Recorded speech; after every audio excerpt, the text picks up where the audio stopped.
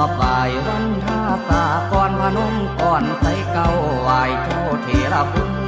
บุญยืนมันจะเลื่อนทำยาใดลามีเตโชแก่ข้าพญาน้อมยืนถวายโอยพญาทายให้พี่เว้นไกลนี้ขอบุญบารมีธรรมนำพรทรงอยู่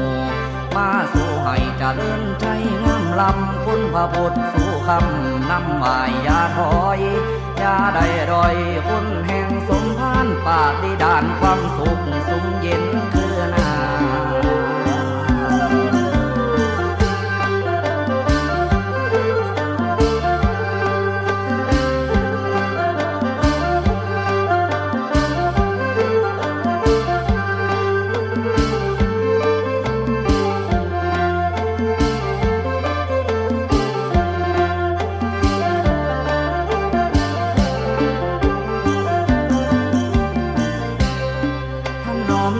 คำสอนพุทธเจ้า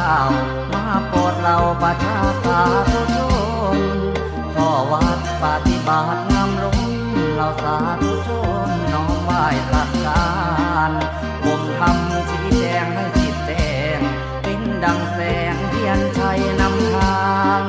ขอให้ท่านอยู่สุขเกษมสร้างให้สาธุชนกราบกรานน้อมนำ